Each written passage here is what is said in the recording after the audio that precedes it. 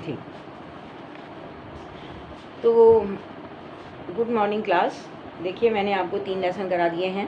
पहला है पहला है कबीरदास, दूसरा है सूरदास और तीसरा है तुलसीदास, और इसके बाद में आता है कविवर बिहारी। तो बिहारी लाल जी जो थे, बिहारी लाल रीतिकाल के लोकप्रिय कवि थे। उनके काव्य में कल्पना की गहराई और अद्भुत मोहकता है। उन्होंने प्रेम और सौंदर्य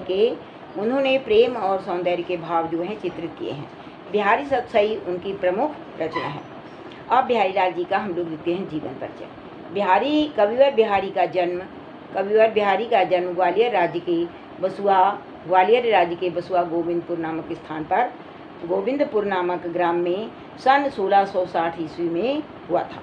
सन 1660 ईस्वी में हुआ था, मतलब संबत जो है 1660 और सन आता है 1603 ईस्वी में इनका जन्म हुआ था।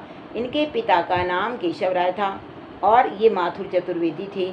इनका बचपन जो था बुंदेलखंड में बीता और इनकी ससुराल थी मथुरा में, और इनका यौवन जो था मथुरा में व्यतीत रहने लगे।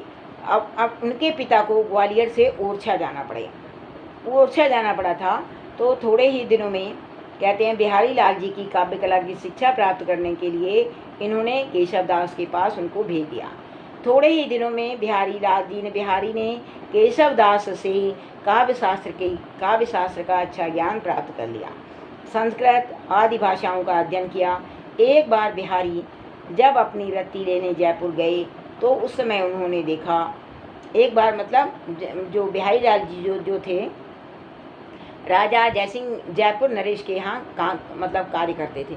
तो उन्होंने जाकर के देखा, राजा जयसिंह जो थे मतलब उनकी जो शादी हुई थी, उनका विवाह जो हुआ था, तो बिहारी जो थे जयपुर गए और उन्होंने देखा कि महाराजा जयसिंह अपनी नवविवाहिता के प्रेम में आसक्त होकर के सारे राजकाज को ही उन्होंने छोड़ दिया है और पत्नी के प्रेम में आसक्त हो गए हैं। तो उन्होंने क्या किया, उन्होंने एक दोहा लिख करके महल में भेज दिया। क्या, नहीं पराग नहीं मधुर मधु नहीं विकास हुए काल, अली कली ही सो बंध्यो आगे कौन हमारा। तो जब उन्होंने ये दोहा पढ़ा तो क्या हुए, वे अपने महल से बाहर निकल आए। उन्होंने बाहर आकर के बिहारी को मतलब पुरस्कार दिया और उनकी बहुत प्रशंसा की और उन्होंने उसे अपना राज्य कवि बना दिया। कहा जाता है कि उन्हें प्रत्येक दोहे की रचना के लिए मतलब जितने वो दोहे रचते थे, एक दोहा रचते थे तो एक दोहे में उनको एक वो असरफी प्रदान करते थे। एक दोहे में वे उन्हें एक असरफी प्रदान करते थे। तो उन्होंने 719 दोहे लिखे और 719 जो दोहे लिखे इन्होंने, तो वो जो 719 दोहों का एक संग्रह बना लिया गया। तो उसका नाम पड़ गया बिहारी सतसई। अब इनकी रचनाएं जो दिखेगा, रचनाएं कहते हैं बिहारी का केवल एक ही ग्रंथ है। कौन सा है वो? बिहारी सतसई। इसमें बिहारी लाल जी के 711 कहीं लिखा है 711 और कहीं लिखा हुआ है 719। तो आपके बुक में जो लिखा है आप वही लिख दीजिएगा, ठीक है। 711 दोहे संकलित हैं और कहते हैं कि बिहारी लाल जी ने बिहारी प्रसंग श्रृंगार रस के प्रधान कवि हैं। बिहारी सतसई की प्रशंसा करते हुए इन्होंने मतलब लिखा जाता है कि सतसैया के दोहरे मतलब बिहारी सतसई तो सतसैया के दोहरे जो नाविक के तीर देखन में छोटे लगे घाव करें गंभीर। कहते हैं कि बिहारी ने गागर में सागर भरा है। वे गागर में मतलब वे एक छोटे से दोहे में पूरा का पूरा सागर उड़े देते थे। मतलब ऐसे करते थे कि व्यक्ति के हृदय को वो बात चुभ जाती थी, मतलब घाव कर देते थे उनके हृदय के अंदर। तो इसमें भाषा इनकी है ब्रज भाषा है और इनके मतलब इन्होंने संस्कृत के तत्सम और तद्भव शब्दों का इन्होंने प्रयोग किया है। और रस जो है इनका मेन रस है श्रृंगार रस। श्रृंगार रस में इन्होंने संयोग और वियोग मतलब श्रृंगार रस में इन्होंने संयोग और वियोग दोनों ही रसों का सुंदर वर्णन किया है। जैसे संयोग में होता है बतरस लालच लाल की मुरली धरी लुकाए, सौह करें भौआ न सह दैन कहे नट जाए, सौह करें भौआ न सह दैन कहे नट जाए। ठीक है ना। तो अच्छा देखिए वियोग में क्या आता है, वियोग में आता है कि औंधाई सी सुलखी बिरह बिरत बिल्लात बीचें सूखे गुलाब को छींटे हुई नगात। तो ये हो गया इनका वियोग रस, वियोग श्रृंगार। एक होता है संयुक्त श्रृंगार और दूसरा होता है इनका वियोग श्रृंगार। तो अच्छा भाषा इनकी वही बताया है ना, ब्रज भाषा है, चलती हुई ब्रज भाषा है। और इन्होंने संस्कृत और इसके तत्सम और तद्भव शब्दों का इन्होंने प्रयोग किया है। शैली इनकी है मुक्तक शैली, मेन इनकी शैली है मुक्तक शैली। आप बस इतना ही लिखिएगा बिहारी की शैली, शैली के आगे लिख दीजिएगा मुक्तक शैली। अलंकार में ये होता है, अलंकार में इन्होंने अनुप्रास, यमक और श्लेष अलंकारों का ज़्यादा प्रयोग किया है। उपमा अलंकार का प्रयोग किया है, ऐसी बात नहीं है, उपमा अलंकार का भी इन्होंने प्रयोग किया है। यमक जैसे अनुप्रास अलंकार, यमक अलंकार, रूपक अलंकार, उत्प्रेक्षा अलंकार, इन्होंने मतलब इस प्रकार से इन्होंने इन सब अलंकारों का वर्णन किया है। अब क्या लास्ट में लिखते हैं हम लोग साहित्य में इनका स्थान, क्या लिखते हैं साहित्य में इनका स्थान। तो साहित्य में स्थान में आता है कि संक्षेप में हम कह सकते हैं कि बिहारी ने गागर में सागर भरने का सफल प्रयास किया है। वे सच्चे कलाकार थे। बिहारी की सतसई श्रृंगार रस का प्रधान मतलब मुक्तक काव्य है। और बिहारी सतसई को श्रृंगार की कविता कहा जाए तो कविता का श्रृंगार। कवि बिहारी की रचना के विषय में ठीक ही कहा गया है, जो को रस रीति को समझे चाहे सारू, पढ़े बिहारी सतसई कविता को सिंगारू। पढ़े बिहारी सतसई कविता को सिंगारू, पढ़े बिहारी सतसई कविता को सिंगारू। तो इस प्रकार से बिहारी जी का साहित्य में स्थान, बिहारी जी का साहित्य में स्थान था। तो बिहार कहते हैं कि बिहारी जी ने गागर में सागर भरा है, बिहारी लाल जी ने गागर में सागर भरा है। अब इसके बाद में वे बिहारी लाल जी का देखिए आता है भक्ति और श्रृंगार, भक्ति और श्रृंगार रस। भक्ति और श्रृंगार रस देखिए हम पढ़ाते हैं आपको।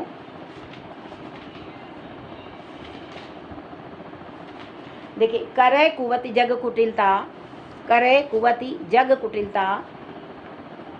तजो न दीन दयाल, दुखी होंगे सरल ही है बसत त्रिभंगी लाल। कुवत कुटिलता, कुवत मीन्स क्या होता है, कुवत मीन्स होता है निंदा या बुराई, और जग माने होता है संसार। त्रिभंगी लाल मतलब होता है भगवान श्री कृष्ण। त्रिभंगी लाल किसे कहते हैं, भगवान कृष्ण को कहते हैं त्रिभंगी लाल। तो करो कुवति जग कुटिलता, कवि व बिहारी लाल जी कहते हैं कि चाहे ये संसार, चाहे करे कुवत जगु माने संसार, ये सारा संसार चाहे मेरी कितनी ही निंदा क्यों ना करे, लेकिन तजो ना दीन दयाल, लेकिन मैं अपनी कुटिलताओं को नहीं त्यागूंगा। करो कुवत जग कुटिलता तजो न दीन दयाल, कहते हैं हे प्रभु चाहे संसार मेरी कितनी ही निंदा क्यों ना करे, परंतु मैं अपनी कुटिलताओं को नहीं त्यागूंगा, क्योंकि दीनों पर दया करने वाले हे प्रभु, क्योंकि दुखी होएंगे सरल ही बसत त्रिभंगी लाल। कहते हैं कि दीनों पर दया करने वाले आप कैसे हैं, आप त्रिभंगी लाल हैं। त्रिभंगी लाल मतलब बंसी बजाते समय, बंसी जब बजाते हैं तो आप अपने पैर, कमर और गर्दन, पैर, गर्दन और कमर तीनों जगह से आप टेढ़े हो जाते हैं, तो इसलिए आपका नाम पड़ गया त्रिभंगी लाल। तो जगह बसत त्रिभंगी लाल। तो यदि मैं अपनी कुटिलताओं को छोड़ करके, मतलब भक्त कहता है यदि मैं अपनी कुटिलताओं को छोड़ करके सीधा हो गया तो भगवान ईश्वर को हमारे अंदर, हृदय के अंदर बसने में महान कष्ट होगा, क्योंकि वे कैसे हैं, वे तो टेढ़े हैं ना। क्योंकि जो त्रिभंगी मूर्ति होती है, त्रिभंगी मूर्ति को अपने हृदय में, मतलब नहीं कहते हैं सीधे स्थान में वो समा ही नहीं सकती, क्योंकि यदि मैं कुटिलताओं को छोड़ करके सीधा हो गया, और वो मूर्ति कैसी है, त्रिभंगी, 3 जगह से टेढ़ी है, तो 3 जगह से जो टेढ़ी मूर्ति हो जो 3 जगह से टेढ़ा होगा वो सीधी वस्तु में समा ही नहीं पाएगा। तो कहते हैं कि मतलब वो समा ही नहीं सकती। तो बिहारी लाल जी ने त्रिभंगी मूर्ति को अपने हृदय में बसाना, वो कहते हैं त्रिभंगी जो मूर्ति है वही अपने हृदय में वो बसाना चाहते हैं, मतलब कहते हैं हाँ अपने हृदय में बसाना चाहते हैं, इसलिए वे सरल ना होकर के कुटिल ही बने रहना चाहते हैं, सरल ना होकर के कुटिल ही बने रहना चाहते हैं। देखिए, करो कुवति जग कुटिलता तजो न दीन दयाल, दुखी होएंगे सरल ही दबसत त्रिभंगी लाल। बिहारी लाल जी कहते हैं कि हे प्रभु, ये सारा संसार मेरी कितनी ही निंदा क्यों ना करे, परंतु मैं अपनी कुटिलताओं को नहीं त्यागूंगा। क्यों? इसलिए नहीं त्यागूंगा क्योंकि आप तो त्रिभंगी लाल हैं। आप पैरों से, कमर से और गर्दन से, तीनों जगह से आप टेढ़े हैं, इसीलिए आपका नाम पड़ गया है त्रिभंगी लाल। और यदि मैं अपनी कुटिलताओं को छोड़ करके सीधा हो गया तो क्या होगा? सीधी जो टेढ़ी वस्तु होती है वो सीधी में समा नहीं सकती है। तो यदि मैं अपनी कुटिलताओं को छोड़ करके सीधा हो गया तो आपको मेरे हृदय में बसने में महान कष्ट होगा, दुख होगा, इसलिए मैं अपनी कुटिलताओं को छोड़ करके जाना नहीं चाहता हूँ, मैं अपनी कुटिलताओं को छोड़ करके जाना नहीं चाहता हूँ। ठीक है, तो मतलब मैं हमेशा टेढ़ा ही बना रहना चाहता हूँ। ठीक, आगे देखिएगा। अब इसमें आता है काव्यगत सौंदर्य। काव्यगत सौंदर्य में लिखा जाएगा, सबसे पहले भाषा आती है ब्रज भाषा, भाषा ब्रज भाषा है और शैली मुक्तक है, ठीक है ना, शैली मुक्तक है। और अलंकार त्रिभंगी लाल, त्रिभंगी लाल में अनुप्रास अलंकार आएगा। त्रिभंगी लाल, त्रिभंगी लाल में आता है अनुप्रास अलंकार। त्रिभंगी लाल, त्रिभंगी लाल में नहीं, त्रिभंगी लाल में आता है परिपुरा अलंकार और करो कुवति कुटिलता, ये जो तीनों आए हैं इसमें आता है अनुप्रास अलंकार। करो कुवति का तो आता है अनुप्रास अलंकार, और त्रिभंगी लाल में आता है परिकुरा अलंकार, ठीक है ना, परिकुरांकर अलंकार आता है। ठीक,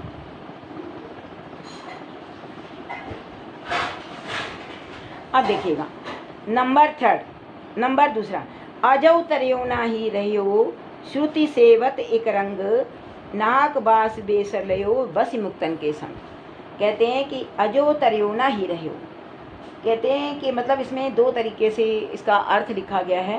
पहला देखिएगा आता है आभूषण के पक्ष में। आभूषण के पक्ष में क्या होता है? अजौ तरियो ना ही रहियो, कहते हैं निरंतर कानों का सेवन करने पर भी, निरंतर कानों से सेवन करने पर भी, क्या हो गया? कानों से सेवन करने पर भी कान का जो आभूषण है तरियौना निम्न स्थान पर ही रहा। कानों का, निरंतर कानों का सेवन करने पर भी जो तरियौना है जो है क्या हो गया? मतलब कानों के स्थान पर ही रहा, लेकिन उसको मतलब ऊंचा स्थान प्राप्त नहीं हो पाया। लेकिन क्या हो गया? आज तक उसका उद्धार नहीं हो पाया। और जो नाक का बेसर है, नाक का जो आभूषण है, बेसर जो है, उसने क्या किया? मोतियों का संग ग्रहण करके, मोतियों का संग ग्रहण करके उसने क्या किया? नाक के सबसे ऊपर स्थान पा लिया। नाक जो होती है, नाक जो होती है मनुष्य के मतलब प्रतिष्ठा का प्रतीक होती है। तो उसने क्या किया? नाक बास बेसर लयो, नाक का बेसर मतलब नाक का जो आभूषण होता है वो कैसा होता है? नाक का जो आभूषण होता है वो उसने मोतियों का संग ग्रहण करके उच्च स्थान को प्राप्त कर लिया। ये तो आता है आभूषण के पक्ष में। अब देखिएगा दूसरा आता है सत्संगति के पक्ष में।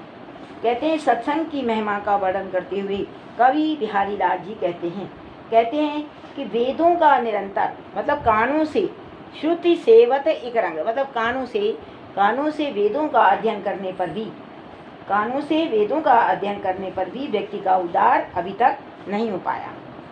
लेकिन मूर्ख व्यक्ति ने क्या किया? सत्संगति प्राप्त करके, सत्संग प्राप्त करके स्वर्ग को प्राप्त कर लिया। मूर्ख व्यक्ति ने सत्संग प्राप्त करके उच्च स्थान को प्राप्त कर लिया। अजौ तरियो ना ही रहियो श्रुति सेवतिक रंग, नाक बास बेसर रहो बसी मुक्तन के संग। तो कहते हैं अजो तरियोना ही रहो, मतलब तरियोना पहला होता है कि उसके क्या नाम है, आभूषणों के पक्ष में। आभूषण के पक्ष में कैसे आता है कि तरियोना जो होता है, कान निरंतर कानों का सेवन करने पर भी वो कान का आभूषण ही बना रहा, वह उच्च स्थान को प्राप्त नहीं कर पाया। लेकिन नाक का बिसर जो है उसने मोतियों का संग्रहण करके उच्च स्थान को प्राप्त कर लिया। पहला होता है आभूषण के पक्ष में। दूसरा क्या आता है, सत्संगति के पक्ष में, कि निरंतर कानों से वेदों का अध्ययन करने पर, निरंतर कानों से वेदों का अध्ययन करने पर, कानों से वेदों का अध्ययन करने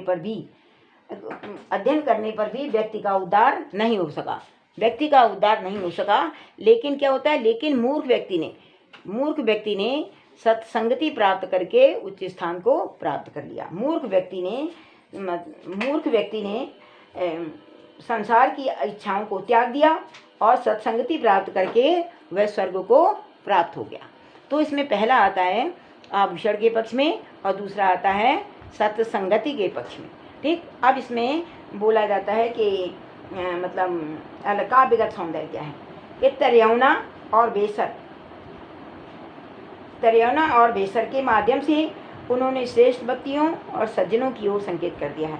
श्रेष्ठ व्यक्ति कौन से होते हैं, और श्रेष्ठ और सज्जन व्यक्तियों की ओर उन्होंने संकेत कर दिया है। ठीक है ना। और इसमें भाषा है बृहद भाषा, शैली मुक्तक है, अलंकार इसमें श्लेष अलंकार है, इसमें है श्लेष अलंकार। और इसमें भाव साम्य में कवि का अर्थ होता है कि वेदों के अध्ययन की अपेक्षा, मतलब भाव साम्य में यही लिख सकते हैं कि वेदों के अध्ययन की अपेक्षा सज्जनों की जो सत्संगति होती है वो श्रेष्ठ होती है। समझ आए, वेदों के अध्ययन की अपेक्षा सज्जन व्यक्तियों की जो सत्संगति होती है वह श्रेष्ठ होती है। ठीक, सज्जनों की सत्संगति जो होती है वो श्रेष्ठ होती है। अब देखिएगा इसमें आगे, मकराकृति गोपाल के सोहत कुंडल कान धर्यो मौन ही धर समरु ड्योड़ी लसत निशान। तो मकराकृति माने, मकर माने होता है मछली, आकृति, मकराकृति माने मछली की आकृति के समान, गोपाल के सोहत कुंडल कान, कहते हैं भगवान कृष्ण के कानों में मछली की आकृति के समान कुंडल जो हैं शोभायमान हो रहे हैं। ऐसा प्रतीत होता है धर्यो मनो ही धर समर, मनहु आता है, यहाँ पर आता है श्लेष अलंकार। धर्यो मनो ही धर समरु ड्योड़ी लसत नसान। ऐसा प्रतीत होता है, मानो कहते हैं कि ऐसा प्रतीत होता है कि मानो कामदेव ने भगवान कृष्ण के हृदय रूपी क्षेत्र पर अपना अधिकार कर लिया हो। धर्यो मौन ही धर समर, ऐसा प्रतीत होता है मानो भगवान श्री कृष्ण के हृदय रूपी क्षेत्र पर, मानो